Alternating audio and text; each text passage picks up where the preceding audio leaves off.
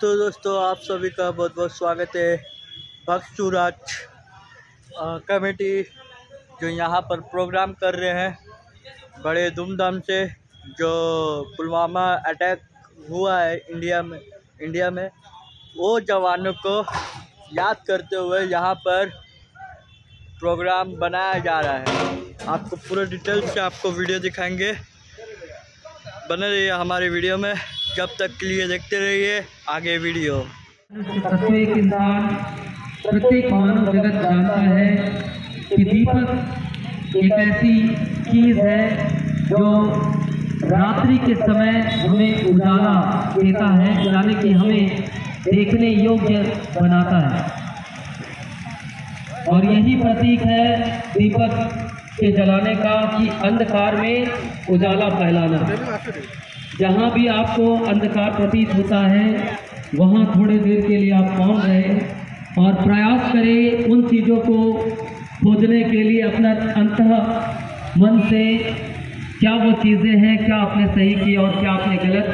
तो आपको जरूर एक ऐसी लौ आपके अंतर आत्मा से नजर आएगी जो एक दीप के भांति प्रज्वलित होते हुए आपको नए आयाम, नए सूरज, नए जीवन के लिए प्रेरित करेगी। यही कारण है कि हम किसी भी अनुष्ठान, किसी भी कार्यक्रम में भारतीय परंपरा के अनुसार दीपक प्रज्वलित करने के तत्पश्चात किसी भी कार्यक्रम का श्री गणेश शुभारंभ यानी कि शुरुआत करते हैं। नया रूप, नए आयाम देने के लिए आप सभी की उपस्थिति होनी चाहिए, क्योंकि यह कार्यक्रम काफ़ी सुंदर और राष्ट्रीयवाद के घेरे हुए, समेटे हुए, अपने आप में परिपूर्ण कार्यक्रम है। शहीदों के लिए सम्मान का यह कार्यक्रम बहुत ही अनमोल और बहुत ही सुंदर तरीके से यहाँ पर सजाया गया है। एक जगह पर एकत्रित हों, आपके लिए चेयर कुर्सी की व्यवस्था है, बैठे और आप जैसे ही बैठेंगे हम साथ ही साथ कार्यक्रम की शुरुआत करेंगे। सभी की उपस्थिति करते हैं हम सभी बख्शूराज हो गए सर के सदस्यगण।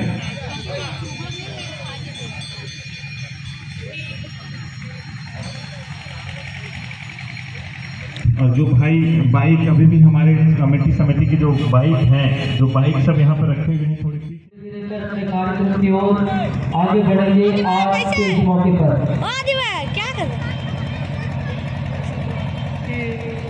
हमारे सांसद श्री दिलीप घोष जी इस वक्त हमारे बीच उपस्थित हो रहे हैं। सभी सदस्य उनको रिसीव करने के लिए समय गर्मजोशी के साथ उपस्थित हो रहे हैं।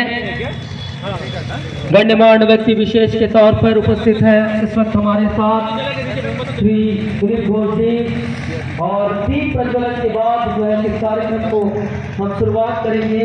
दीप इसलिए प्रज्वलित की जाती है क्योंकि जिस प्रकार हमारे मन में अंधकार होता है और हम कुछ एक पल अगर अपने आप को मौन रखते हैं और अपने अंतर मन से अगर प्रयास करते हैं तो एक प्रकाश का केंद्र बनता है, वहाँ से जो है कि बिंदु सिंधु में परिवर्तित होता है। और ये दीप प्रज्वलन उसी प्रकार है, अंधकार से उजाले की तरफ अपने आप को ले जाना। वीर जवान अमर रहे, वीर जवान अमर रहे, वीर जवान अमर रहे। भारत माता की जय, भारत माता की जय, भारत माता की जय। आप सभी देख पा रहे हैं दीप प्रज्वलन के माध्यम से इस कार्यक्रम का शुभारंभ है कि हमारे पश्चिम मेदिनीपुर के सांसद श्री दिलीप घोष जी इस वक्त दीप प्रज्वलन के माध्यम से इस कार्यक्रम का शुभारंभ कर रहे हैं। उन सभी शहीदों को समर्पित, उन सभी शहीदों के साधन के लिए ये आयाम। पुलवामा शहीद अमर रहे, पुलवामा शहीद अमर रहे। भारत माता की, भारत माता की जय हिंद, वंदे मातरम, वंदे मातरम। बोलो बोलो, 1 मिनट का मौन। अब इस वक्त यहाँ उपस्थित है वो सभी धीरे धीरे कर आज इस डे को हम मना रहे हैं। इस मौके पर हम रिक्वेस्ट करेंगे कि 2 शब्द रखने के लिए हमारे सांसद सर से।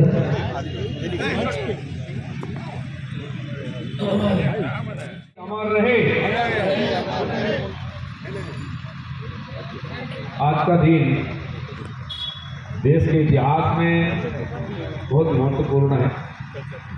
एक तरफ से देखा जाए तो बहुत दुख की दिन है, कष्ट का दिन है। हमारा देश के अंदर कोई बाहर से आके अपने लोगों से ही देश के अंदर इस प्रकार घात करना किसी भी देश के लिए शर्म का है, दुख का है। तो इतने सारे जवान 70-75 जवान के एक साथ 40 साल से ज़्यादा समय से 80 से लेकर के देश में जो टेररिज्म फैला है, आतंकवाद, लाखों लोग उसका बलि भेंट चढ़ गए। उसमें ज़्यादा से ज़्यादा हमारे security force, paramilitary force, army, police के जवान, जो हमारे घर के लोग, हमारे भाई हैं, हमारे बच्चे हैं, हमारे रिश्तेदार हैं और हमारे समाज के भाग है, जिन्होंने जोखिम उठाते देश की सुरक्षा के लिए बंदूक उठाए। छत्तीसगढ़ में, पंजाब में, उत्तर पूर्व भारत में ऐसे हजारों जवान, मुझे लगता है कि 50,000 के आसपास जवान होंगे जो बलिदान दिया है। और कोई युद्ध नहीं था, वार नहीं था। पाकिस्तान का लड़ाई हुआ, चाइना का हुआ, तो हमारे जो सोल्जर है, फौजी है, वो तो लड़ने जाते हैं, शहीद भी होते हैं, हताहत होते हैं। उसका एक मतलब होता है कि हाँ अटैक हो गया देश, तो हम सुरक्षा के लिए गए थे। लेकिन देश के अंदर बिना किसी देश के साथ लड़ाई किए ऐसे हजारों जवान अपने बलिदान दिए हैं। और इस देश के कोई ना कोई ऐसा व्यक्ति जिन्होंने इसको अंजाम दिया है, मानव बम बन करके, माइंड करके, दूसरा प्रकार के। हम देखते थे छत्तीसगढ़ की जंगलों में, अलग अलग जिलों में, बस्तर से लेकर कई जिलों में लगातार बम विस्फोट, माइंड विस्फोट होता था। 50, 60, 70, 80 जवान एक दिन में उड़ जाते। और ये अंतिम सबसे बड़ा घात था जो जम्मू कश्मीर में पुलवामा में घटना हुआ। मुझे मौका मिला है उस क्षेत्र में जाने के लिए, उनको वहां जाकर श्रद्धांजलि देने के लिए। पिछले साल 2022 में शायद जुलाई में हम गया था उधर, जहाँ विस्फोट हुआ। हाईवे है, खुला जगह, गाड़ियाँ खड़ी थी, वहाँ का खतरा है। अभी फिल्म आई है फाइटर, उस दिन हम लोग देखने भी गए थे यहाँ, तो उसमें भी इस सीन को फिल्माया गया कि किस प्रकार से इसका अंजाम दिया गया। लेकिन इसके कारण देश में बहुत बड़ा जागरण है। पिछले 40 साल से हो रहा था, कोई इसका सूट नहीं दिया। बदलाव लेने का, उसको बंद करने का किसी सरकार ने प्रयास नहीं किया। लेकिन नरेंद्र मोदी बोल दिया था इसका भरपूर जवाब दिया जाएगा, और साल भर के अंदर इसका भरपूर जवाब ऐसा दिया गया। वो तो दर्जनों में मारे, हम तो सैकड़ों में मारे हैं, और घर में घुस करके मारे। एयर स्ट्राइक किया, सर्जिकल स्ट्राइक किया, दुनिया देख रहा है। आज देखिए पाकिस्तान की जो वीडियो आता है यूट्यूब में, वहाँ के लोग क्या बोल रहे हैं। अभी हमारे 8 लोग जो कतार में नेवी के ऑफिसर थे रिटायर्ड, जो काम करने गए थे, ईमानदारी से काम किया। हमारा कूटनीतिक विदेश राजनीति की आधार पर पहले उनको मृत्युदंड का साजा रद्द कराया, फिर आजीवन कारावास रद्द कराया। पाकिस्तान के लोग क्या बोल रहे हैं कि एक अभिमन्यु आया था हमारे देश में, जिस यहाँ हमारा देश अरेस्ट कर लिया था, तो एक धमकी से पानी पानी हो गया, पतलून भिज गया था सरकार, घुटना कब रहा था सरकार का, हालत खराब कर दिया था। अगर ये जो 7-8 लोग हैं भारत के नेवी के, इनको अगर कतार नहीं छोड़ता तो पूरा कतार को मोदी फूंक देते। इस भाषा से बात करें, जला देते।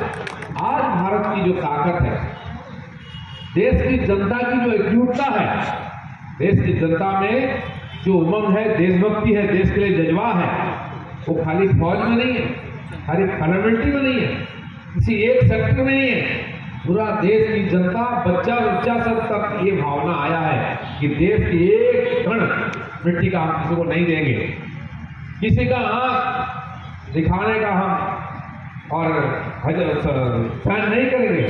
भरपूर जवाब दिया जाएगा, और दे रही हमारी सेना, हमारी फौज, हमारे एयरफोर्स, हमारे मिलिट्री या नेवी। आज देखिए अफ्रीकन कंट्रीज में, सूडान आदि कई जगह है, वहाँ देश जहाँ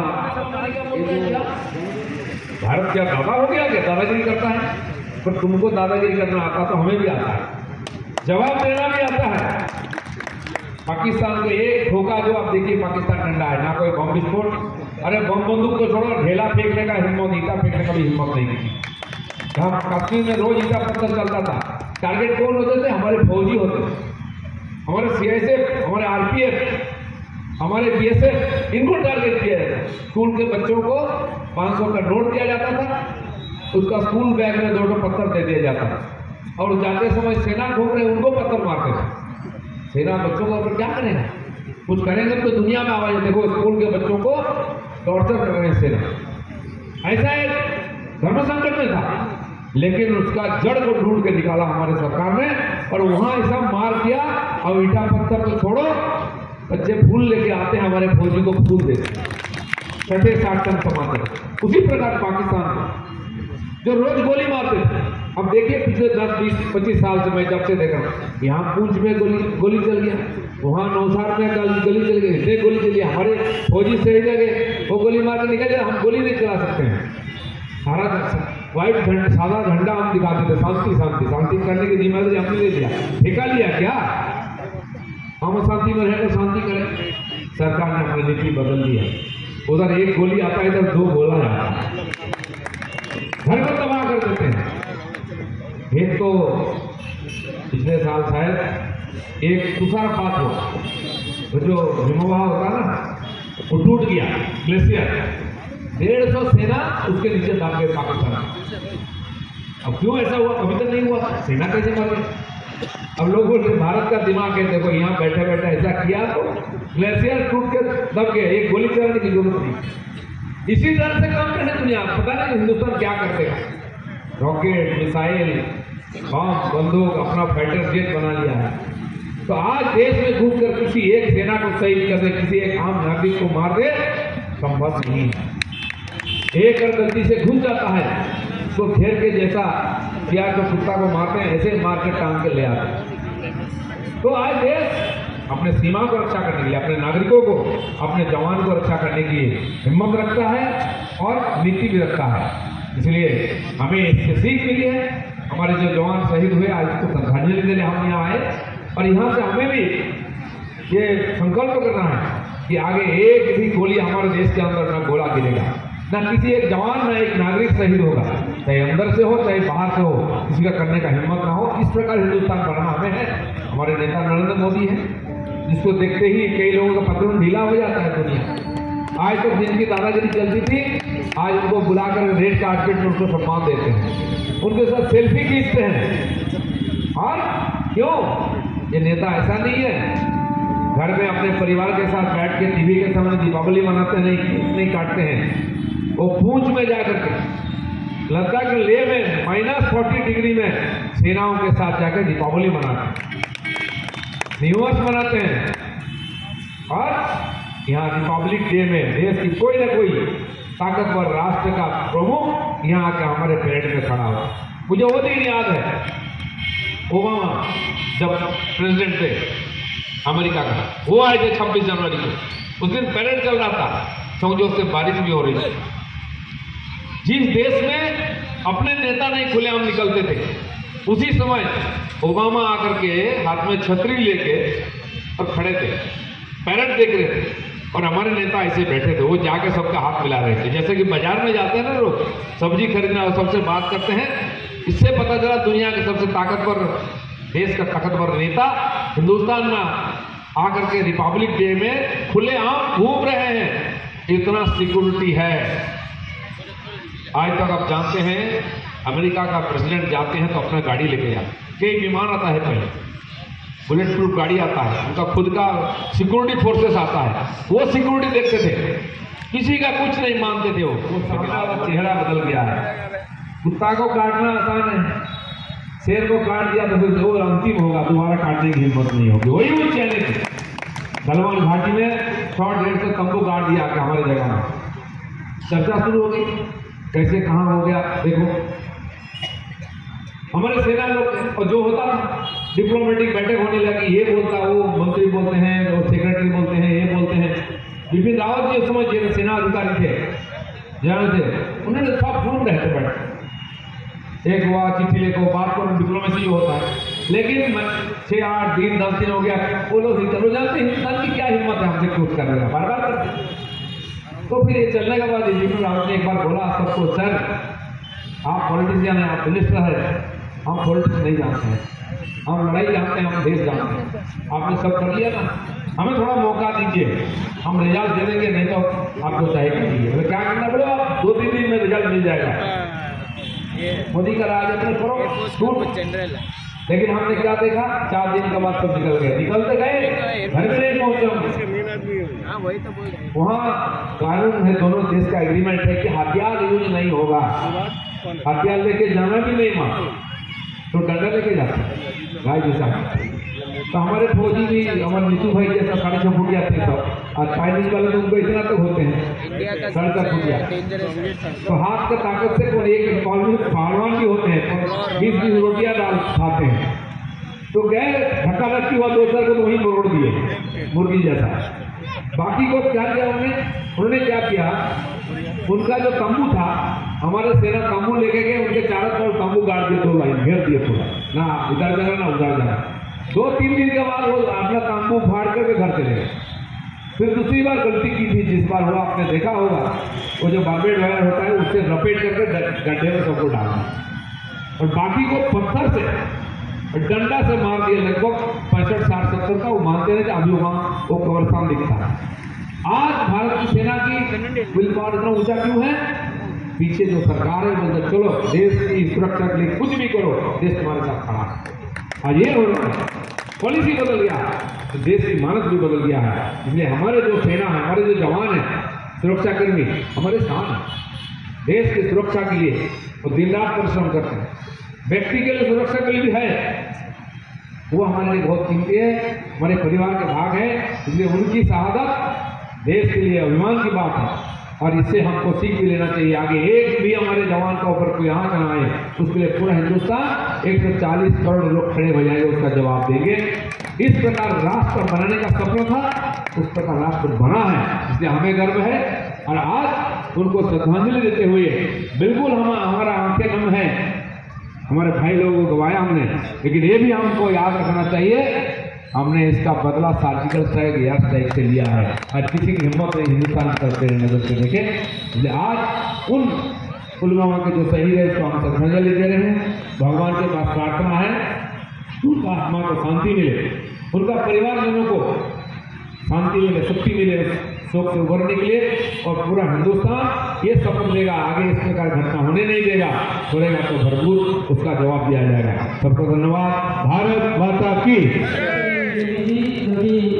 दिलीप सर को रिसीव कर रही है, भारतीय परंपरा के अनुसार जो उत्तरिया देकर अब मोमेंटो जैसी प्रदान कर रही है सत्यवेदी।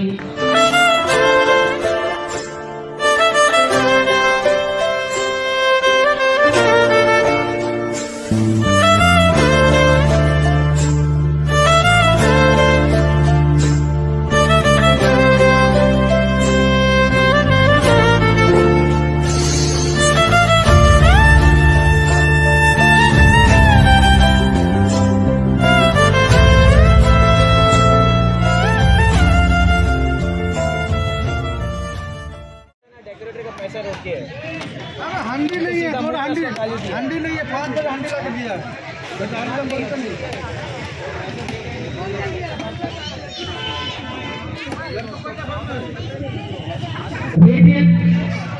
रेडिएट एनजीओ की तरफ से जितने भी लोग यहाँ उपस्थित हुए, जो भी लोग यहाँ पहुँचे हैं, रेडिएट एनजीओ एक ऐसी संस्था है जो लोगों के मदद के लिए, लोगों के हेल्प के लिए सामने बढ़ती है। प्रत्येक समय इस वक्त उन्हें बुलाया जा रहा है, प्लीज सामने बढ़े।